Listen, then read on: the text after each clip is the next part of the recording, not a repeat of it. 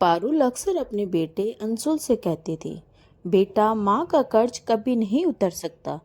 अंशुल इन बातों से परेशान हो चुका था। एक दिन उसने गुस्से में कहा, माँ मैं आज तुम्हारा हर कर्ज चुका दूंगा। बता दो तुम्हें क्या चाहिए, पैसा, गहने या कुछ और। पारुल मुस्कुराई और बोली, बेटा इन सब चीज़ों से मेरा कर्ज नहीं उतरेगा।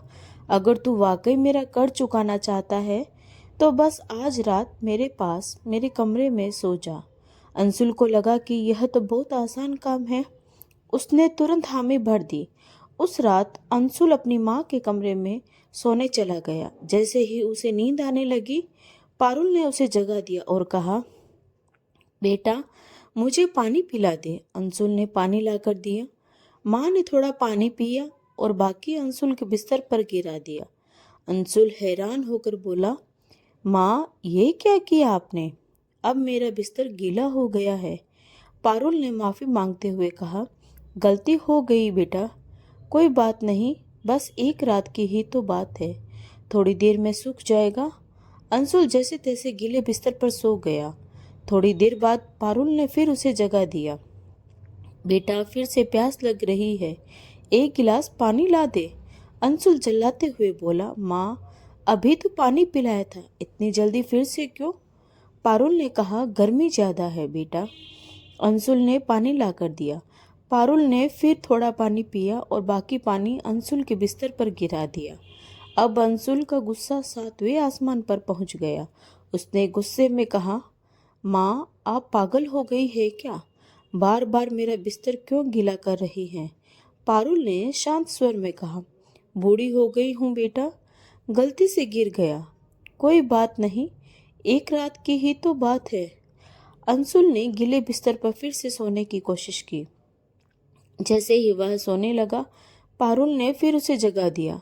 बेटा मुझे फिर से पानी चाहिए, पारुल ने कहा। अंशुल चिल्लाते हुए बोला, माँ भाड़ में जाए तुम्हारा कर्ज, अब मैं अपने कमरे में जा रहा हूँ। यह सुनते ही पारुल ने अंशुल को गाल पर एक जोरदार थप्पड़ मारा और कहा, तू मेरा कर्ज चुकाने चला था और एक रात भी मेरे साथ नहीं बिता सकता। मैंने सिर्फ 2 बार तेरा बिस्तर गीला किया और तू भाग रहा है। जब तू छोटा था तो हर रात मेरा बिस्तर तेरे पेशाब और मल से गीला हो जाता था। फिर भी मैं खुद गीले बिस्तर पर सोती और तुझे सूखे बिस्तर पर लेटाती थी। जब तू बीमार होता था तो मैं पूरी रात तुझे अपने सीने से लगाकर आंगन में घूमती ताकि तुझे आराम मिले, और आज सिर्फ पानी मांगने पर तुझे गुस्सा आ रहा है। अंशुल चुप हो गया।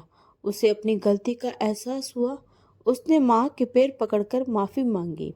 पारुल ने कहा, बेटा माँ का कर्ज तो 7 जन्मों में भी नहीं चुकाया जा सकता। माँ बाप का महत्व तब समझ आता है जब कोई खुद माँ बाप बनता है। यह कहानी हमें सिखाती है कि माँ बाप का कर्ज धन से नहीं बल्कि उनके प्रति सम्मान और प्यार से चुकाया जा सकता है। तो दोस्तों, आपको ये कहानी कैसी लगी कमेंट करके ज़रूर बताएं। अगर कहानी अच्छी लगी हो तो प्लीज़ लाइक शेयर ज़रूर करें, और अगर आप हमारे चैनल पर नए हैं तो प्लीज़ सब्सक्राइब ज़रूर करें। तो मिलते हैं एक नई कहानी के साथ। धन्यवाद।